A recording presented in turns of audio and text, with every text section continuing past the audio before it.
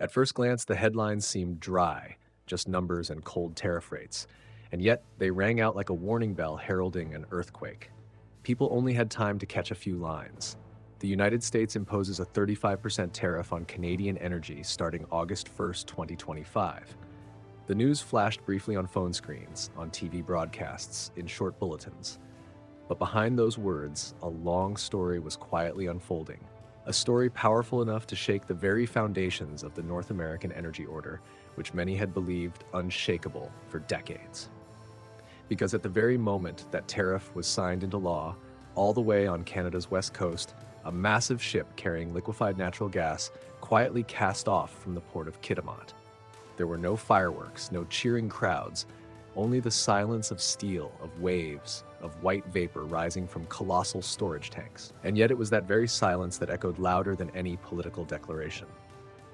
The image of the LNG tanker charging into the open sea at night was like a clean, sharp cut, marking the end of one era and the beginning of another.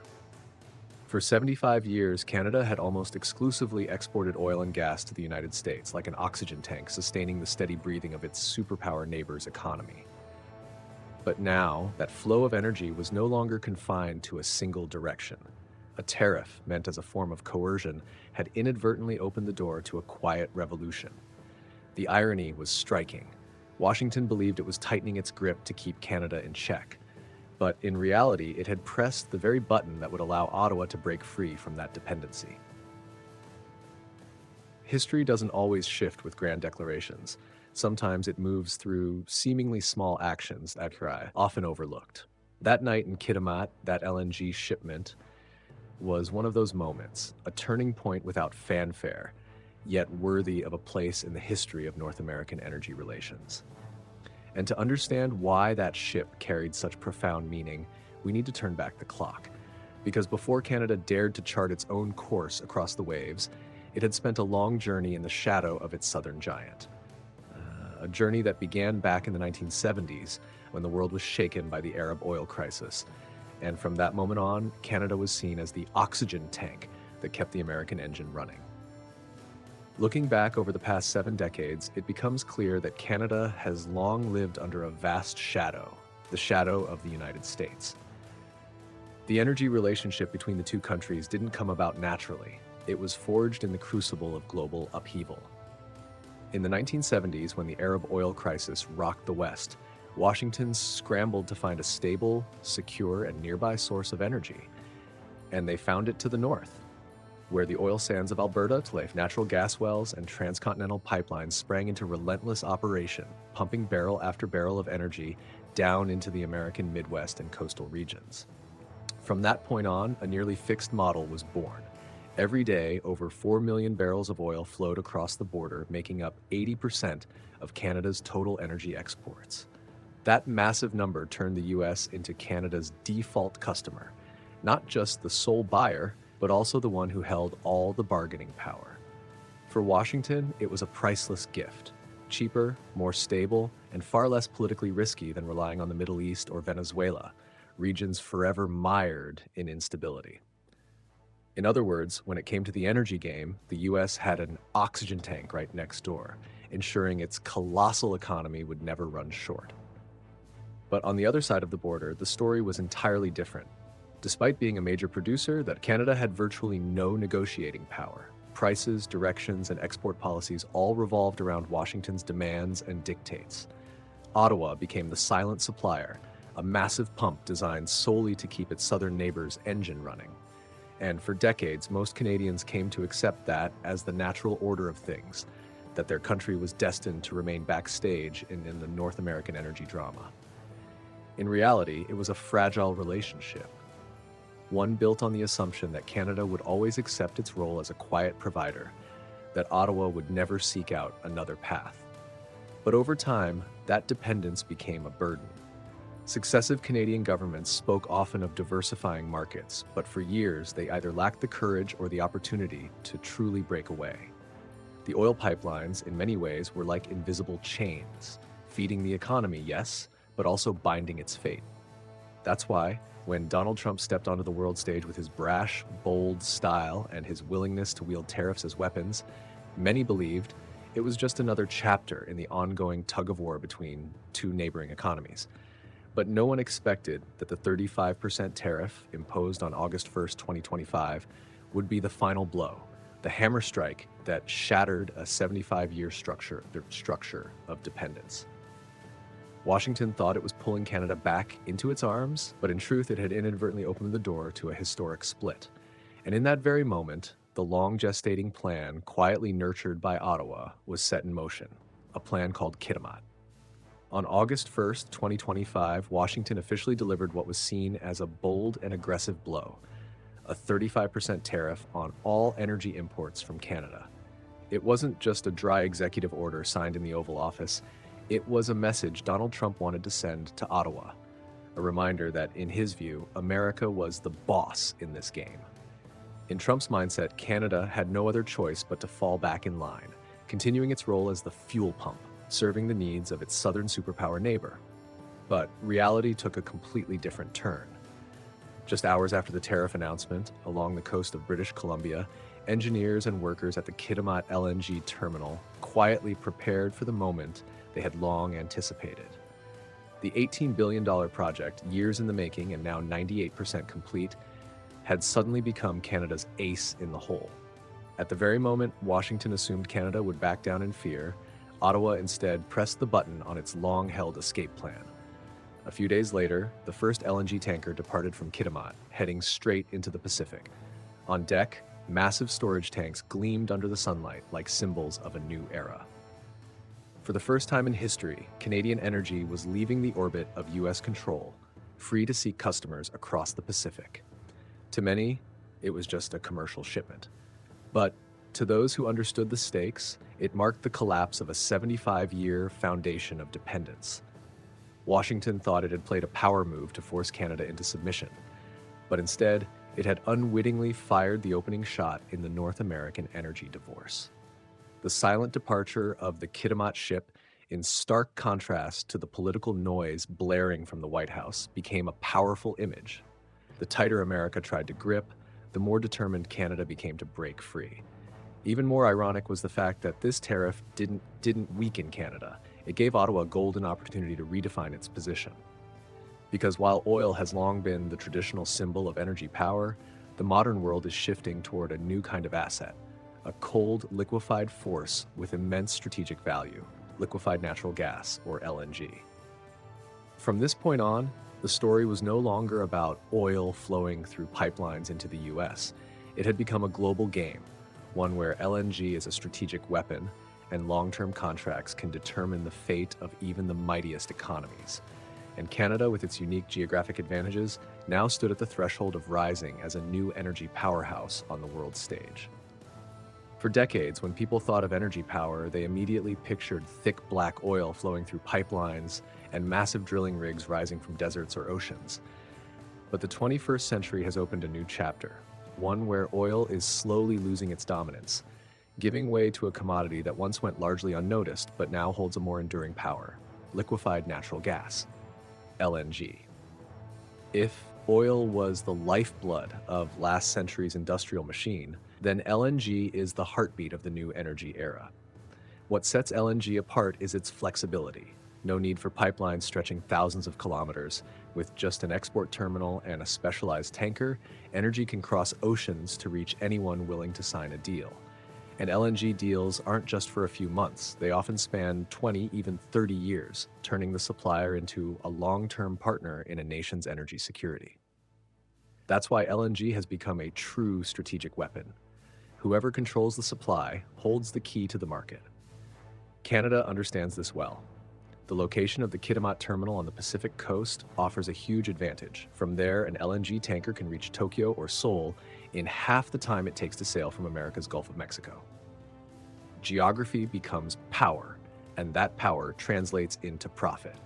While the North American market is oversupplied and prices are suppressed, in Asia, where Japan, South Korea, and China are desperate for every cubic meter of gas, prices are up to 40% higher. A single shipment from Canada can yield profits 1.5 or even 2 times greater than selling to the US. But beyond economic gain, this marks a turning point in national stature. For the first time, Canada isn't just stepping out of America's shadow, it's stepping onto the global stage as an emerging energy powerhouse. Ottawa can now sign deals directly with Tokyo, Seoul, or even Berlin, capitals hungry for clean energy alternatives after the Ukraine crisis cut off Russian supplies. Where oil once chained Canada to Washington, LNG now opens the door for Ottawa to take control of its own destiny. And yet, while Canada rises onto the world stage with confidence and momentum across the border, the United States is beginning to reckon with the unintended consequences. Because just when they thought they were reinforcing their dominance, the truth turned out to be far more ironic. America's refineries, heavy industries, even its vast farmlands, all still depend on energy flowing from the north. And as Canada turns away, leaving behind a growing gap, Washington is slowly being forced to confront a painful reality. They're no longer holding the reins. They are becoming the ones who depend. In the United States, its dependence on Canadian energy had long been masked by a false sense of security. The refineries in the Midwest, specifically designed to process the heavy crude from Alberta, couldn't easily pivot to other sources. Replacing that supply would require tens of billions of dollars and take decades to overhaul the system. But before any of those upgrades could even begin, the newly imposed tariffs instantly made Canadian oil and gas significantly more expensive. The hidden costs started piling up, from refinery operations to every gallon of gas sold at the pump, and rippled outward across the entire American economy. For the first time, a stark paradox came into view. It was the US, not Canada, that was truly bound by dependence. As Ottawa expanded its reach into Asian markets, the energy flow to the south began to shrink. American industries, long accustomed to cheap northern energy, suddenly started gasping for air. Gasoline prices climbed, rising fertilizer costs triggered complaints from farmers, and chemical and plastics manufacturers, facing the loss of a stable supply, grew increasingly anxious about losing their competitive edge. What had once been an invisible subsidy from Canada, a cheap and steady supply, had now vanished. In its short-sighted calculus, Washington believed that a 35% tariff would force Canada into submission. But in reality, that move exposed a fatal vulnerability.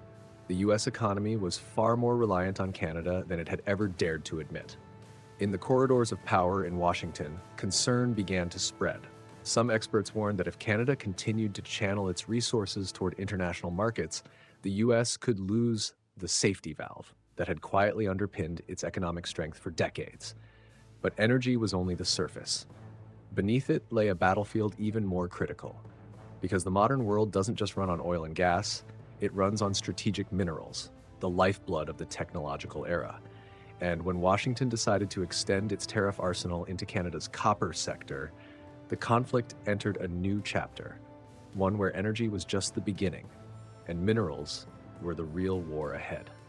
If oil and gas were once the chains of dependency, then minerals are the key, capable of unlocking or locking in the future of any 21st century economy. Donald Trump understood this well. That's why he didn't hesitate to strike again, imposing a 50% tariff on Canadian copper. For Washington, it was a move meant to tighten the pressure, to force Ottawa to turn back while it still could. But what they underestimated was the true significance of the very resource they sought to control. Copper is not just a metal for wires and pipes. It is the lifeblood of the digital age, essential to everything from electric vehicles and energy storage batteries to massive data centers and smart power grids. Every new gigawatt of renewable energy requires tens of thousands of tons of copper. Every electric car needs twice as much copper as a gas-powered one. In other words, without copper, there is no green future the world is striving for. Canada, with its vast reserves and advanced extraction technology, has long been a critical supplier to the North American market. But when the new tariffs hit, Ottawa didn't back down. Instead, it pivoted swiftly, redirecting exports toward Asia, where copper demand is exploding thanks to the EV revolution and rapid urbanization. Tech giants in China, South Korea, and Japan were more than willing to pay a premium to secure their supply chains. And in that seemingly quiet pivot, Canada transformed pressure into opportunity, elevating itself into an indispensable link in the global industrial chain. Only then did Washington begin to realize its mistake. Every time it wielded tariffs as a weapon, Ottawa turned them into a springboard to the world. If, in energy, the US had lost its familiar oxygen tank, then in minerals, it was now weakening the very bloodstream of its own technological future. And from this point forward, the shift in power wasn't limited to energy. It was spreading into the realm of strategic industries, where every ton of copper, every mine, could determine the strength of an entire superpower. Canada is no longer standing behind the curtain. As LNG tankers silently depart from Kitimat, as containers of copper roll steadily towards Shanghai and Yokohama, Ottawa has officially stepped onto the world stage with an entirely new strategy: the Three Oceans Strategy. Not just the Pacific, where Canada has direct access to some of Asia's most dynamic economies. Not just the Atlantic, where post-Ukraine Europe is desperately searching for alternatives to Russian energy, but also the Arctic Ocean, a newly opening maritime route made possible by melting ice, connecting Canada with Northern Europe and even the emerging Arctic markets of the future. These three oceans aren't just shipping routes, they represent a vision. From being a pump station bound to the US, Canada now has the means to go global, signing long-term deals directly with Tokyo, Berlin, or New Delhi. Each 20-year LNG contract, each strategic mineral agreement, is a piece in a larger puzzle, one that elevates Canada's national standing. Ottawa is no longer merely Washington's shadow in NATO or the G7. It now speaks with its own voice, and it's being heard as a genuine energy and resource power in its own right. With the Three Oceans Strategy, Canada has quietly redrawn the geopolitical map. Washington once believed North America was its exclusive backyard, but now Ottawa has proven it can be a bridge between continents, an independent player on the global chessboard. And most importantly, all of this didn't come through the blast of cannons or loud declarations, but through quiet resolve, through shipments, through numbers, and through a steady strategic vision. This is Canada's silent revolution.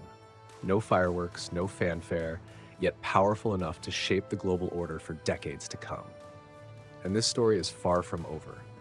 What do you think of Canada's bold new direction? Will the Three Oceans Strategy position Ottawa as a new global power center, or will it pull them into fiercer geopolitical rivalries? Drop your thoughts in the comments below so we can dive into the discussion. And don't forget to subscribe to the channel so you won't miss any of our deep dives into the global shifts that are shaping the future.